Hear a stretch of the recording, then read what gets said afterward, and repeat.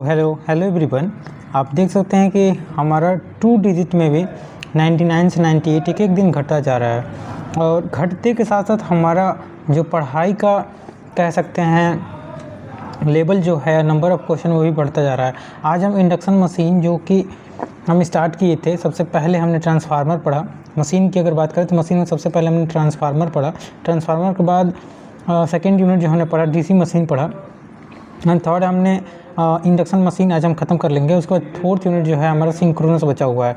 तो कहीं ना कहीं हम अपने प्लान के अकॉर्डिंग काम कर रहे हैं और ऑब्वियसली जैसा हमने प्लान किया है हम थोड़ा सा उसको करने में कभी कभी, जैसे अभी 3 दिन का ब्रेक आ गया था जस्ट बिकॉज ऑफ दिवाली, तो ये सब चीज़ें हम इसको भी अवॉइड नहीं कर सकते। कुछ फेस्टिवल आते हैं, कुछ सर्कमस्टेंस ऐसे आ जाते हैं जिस दिन हम वीडियो नहीं बना पाते हैं, लेकिन अपनी तरफ से हम कोशिश करते हैं कि 100% अपना मतलब कोशिश करते हैं कि 90% या 50% एटलीस्ट 60% हमारा जो शेड्यूल है उसको फॉलो किया जाए। चलिए आज जो है हम 60 आप देख सकते हैं 61 से लास्ट क्वेश्चन तक हम बात करेंगे। तो 61 नंबर क्वेश्चन सामने है एंड 61 नंबर क्वेश्चन पढ़ते हैं एंड इसको सॉल्व करने की कोशिश करते हैं। सबसे पहले देखिए 61 नंबर क्वेश्चन हमारा क्या कह रहा है। 61 नंबर क्वेश्चन हमारा कह रहा है कि एक स्टार कनेक्टेड जो पावर दिया हुआ है वो दिया हुआ है 12.5 किलोवाट, वोल्टेज दिया हुआ है, फ्रीक्वेंसी दिया हुआ है, रेजिस्टेंस दिया हुआ है R1। थोड़ा सा मेरे मुंह में छाला पड़ गया, इसके कारण बोलने में थोड़ा दिक्कत हो रहा है, प्लीज़ अवॉइड इट। ओके तो R1 दिया हुआ है, R2 दिया हुआ है, X1 दिया हुआ है, X2 दिया हुआ है और वोल्टेज दिया हुआ है, फिर से फ्रीक्वेंसी दिया हुआ है और हमसे IST मतलब स्टार्टिंग करंट पूछ रहा है डेल्टा कनेक्टेड में। देखिए R1, R2, X1, X2 और फिर से फ्रीक्वेंसी दिया हुआ है। पहले फ्रीक्वेंसी हमारा 60 हर्ट्ज़ है, फिर हमारा 20 हर्ट्ज़ हो गया है। तो हम एक डायग्राम बना लेंगे जो भी चीज़ दिया हुआ है, जैसे 80 वोल्ट, 80 यहाँ पे 2 मतलब 80 हमारा दिया हुआ है। देखिए वोल्टेज अगर हम देखेंगे तो 80 वोल्ट दिया हुआ है और बाई 3 हम कर लेंगे क्योंकि हमारा ये जो है मतलब स्टार कनेक्टेड है। तो यहाँ से आप समझ रहे होंगे। इसको फाउंड आउट करने के लिए हम सबसे पहले देखिए total resistance refer to stator की साइड हम रेफर कर लेंगे। तो 0.3 प्लस 0.3 हमारा क्या हो जाएगा 0.6 हो जाएगा। टोटल रिएक्टेंस इसी तरफ सेम एज इट इज़। तो टोटल रिएक्टेंस के लिए हम क्या करेंगे X1 इंटू फ्रीक्वेंसी, जो मतलब हमारा जो रेजिस्टेंस फ्रीक्वेंसी नहीं आता लेकिन रिएक्टेंस में फ्रीक्वेंसी आता है, इसलिए एफ न्यू अपन फोल्ड कर लेंगे। हाँ टोटल रिएक्टेंस भी निकल के आ जाएगा। उसके बाद एक्स न्यू हमारा निकल के आ गया टोटल रिएक्टेंस। उसके बाद हम क्या करेंगे एक्स टोटल निकालने के लिए जो हम एक्स न्यू निकाला था उसको 2 टाइम्स कर लेंगे तो हमारा ये मतलब एक्स न्यू आ जाएगा दोनों तरफ का, ठीक है। उसके बाद स्टार्टिंग करंट पूछ रहा था तो भी अपन जेड इक्विवेलेंट, तो भी हमें दिया हुआ है 80.3 अभी देखा आपने। और जेड इक्विवेलेंट निकालने के लिए देखिए ये हम जेड इक्विवेलेंट किस तरफ निकालेंगे आर का स्क्वायर प्लस एक्सएल का स्क्वायर। तो एक्सएल का स्क्वायर ये हो जाएगा और आर का स्क्वायर ऑलरेडी हमने आर भी निकाल के रखा है। देखिए आर जो है 0.6 का होल स्क्वायर हमने यहाँ लिखा 0.6 और 0.27 ये हमारा एक्सएल का उसका बस हम करेंगे हमारा आंसर आ जाएगा। तो इस तरह से हमने क्वेश्चन नंबर 61 केवल हम अप्रोच कैसे क्वेश्चन करते हैं। देखिए गिवन क्या दिया हुआ है, गिवन के बाद फार्मूला कैसे इम्प्लीमेंट करना है and then you have to solve by yourself. The answer is already हमने करके दिया है, तो आप कर सकते हैं जब भी आप प्रिपरेशन कर रहे हैं। तो you have to just join the Telegram, you get it. Okay यहाँ से हमारा IST हमने निकाल के दिखाया। अब हम बात करते हैं 62 नंबर क्वेश्चन। ये जो है थ्योरेटिकल है। कह रहा है कि the parameter of the equivalent circuit of the 3 phase induction motor affected by reducing the RMS value of supply voltage at the rated frequency. तो हमारा फ्रीक्वेंसी क्या है, देखिए फ्रीक्वेंसी जो है रेटेड है, फ्रीक्वेंसी जो है रेटेड है और हमारा क्या कह रहा है reducing the RMS value of supply voltage. तो वोल्टेज हम बढ़ाएंगे, वोल्टेज घटाएंगे तो हमारा क्या होगा, ये हमारा क्वेश्चन है। तो इसको यहाँ पे देख सकते हैं बहुत ही अच्छे से लिखा है कि हमारा जो फ्रीक्वेंसी है वो सेम है। जब फ्रीक्वेंसी सेम होगा और वोल्टेज को घटाएंगे तो रोटर रेजिस्टेंस पे कोई इफेक्ट नहीं पड़ेगा, रोटर लीकेज पे भी कोई हमारा नहीं इफेक्ट पड़ेगा क्योंकि ये सब जो है हमारे फ्रीक्वेंसी पे डिपेंड करते हैं। तो जैसे हम वोल्टेज घटाएंगे तो हमारा मैग्नेटाइजिंग रिएक्टेंस केवल घटेगा, ठीक है। 62 नंबर भी क्वेश्चन हमने देखा। अब 63 हम देखते हैं। 63 हमारा कह रहा है कि हमारे पास एक डेल्टा कनेक्टेड इतना पावर दिया हुआ है, वोल्टेज दिया हुआ है 3 फेज हमारा, फिर से पावर यहाँ पे देख सकते हैं आगे। 63 नंबर क्वेश्चन है। 63 नंबर क्वेश्चन में देखिए थोड़ा सा जूम करके आपको समझाने की हम कोशिश करते हैं। जूम क्यों नहीं हो रहा है यार। तो हमारा ये मोटर है जिसमें कि दिया हुआ है कि हमारा करंट जो है 50 एम्पियर का, करंट जो है 50 ampere neglecting the losses magnetising approximately. दो हमें मतलब फाइंड आउट क्या करना है, फाइंड आउट हमें लाइन करंट करना है। तो यहाँ से सभी वैल्यू दिया हुआ है। 63 नंबर क्वेश्चन हम देख रहे हैं ना, तो 63 नंबर क्वेश्चन देखने के लिए तो 63 नंबर क्वेश्चन में आगे आप देख सकते हैं कि यहाँ पे और भी जो वैल्यू दी हुई हैं कि हमारा R1 की वैल्यू दी हुई है जो हमने नोट किया है 5.39, R2 की वैल्यू दी हुई है, X1 X2 की वैल्यू दी हुई है, वोल्टेज दिया हुआ है, फ्रीक्वेंसी दिया हुआ है। थोड़ा सा बड़ा क्वेश्चन हो रहा है, लेकिन बड़े क्वेश्चन से हमें नहीं मतलब है। आई फेज इक्वल टू आप जानते होंगे V पेज अपन R1 plus R2 X1 plus X2 सब वैल्यू पुट करेंगे और बहुत ही सिंपली हम आंसर निकालेंगे 14.95। देख सकते हैं केवल और केवल क्वेश्चन का लेंथी है बट सॉल्व करने का टेक्निक जो है बहुत ईजी है। अब चलते हैं क्वेश्चन नंबर 64 हमारा क्या कह रहा है, थोड़ा सा ये मालूम नहीं यार, मोबाइल चेंज करने से बहुत चीज़ चेंज हो गया है, ये ब्लर आ रहा है। पहले वाला ही मोबाइल मेरा सही था, मैंने नया फ़ोन लिया कि फीचर्स अच्छे होंगे, क्वालिटी अच्छा होगा, लेकिन बिल्कुल उसका अपोजिट हो गया। कभी कभी चीज़ें सही करने के चक्कर में भी ख़राब हो जाती हैं। तो यही इस मतलब मोबाइल फ़ोन से लाइफ में एक जर्नी मिला। कभी कभी ज़्यादा सही करने के चक्कर में भी हम अपनी लाइफ में कुछ चीज़ें बेकार कर लेते हैं। लाइक मोबाइल मैंने चेंज किया कि क्वालिटी एंड क्वांटिटी को इन्हेंस करेंगे, लेकिन आप देख सकते हो बिल्कुल अपोजिट हो रहा है।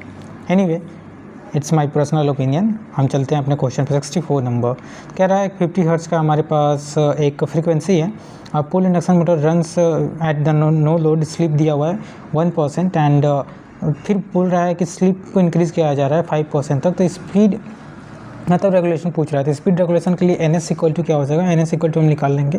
NS इक्वल टू मतलब यहाँ से NS इक्वल टू निकालेंगे तो हमारा 1500 RPM आ जाएगा। और यहाँ से पहले स्लिप के लिए हम निकालेंगे तो पहला स्लिप जो है 1%, तो 1% से निकालेंगे तो हमारा 1485 RPM आ जाएगा। वैसे ही हम दूसरे 0.5 मतलब 5% पे स्लिप के लिए निकालेंगे तो 1425 RPM मतलब 1425 RPM आ जाएगा।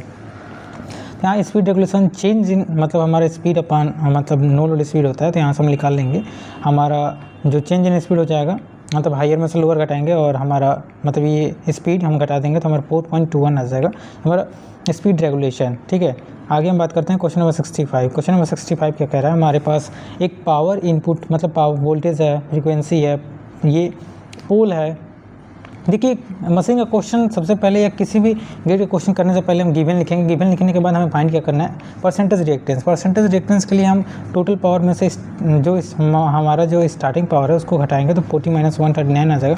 स्लिप निकालने के लिए हम जानते हैं फार्मूला हमारा, देखिए स्लिप निकालने के लिए फार्मूला हम जानते हैं, जिस फार्मूले में से हम ये वैल्यू रखेंगे हमारा स्लिप निकल जाएगा। रोटर के लिए हम रोटर मतलब आउटपुट निकालेंगे, रोटर इंटू 1 - स्लिप निकालेंगे, अपने फार्मूला जानते होंगे। यहाँ से रोटर मतलब आउटपुट निकल गया, फिर मोटर आउटपुट निकालेंगे। मोटर आउटपुट निकालने के लिए हमें इफिशियंसी पूछ रहा है।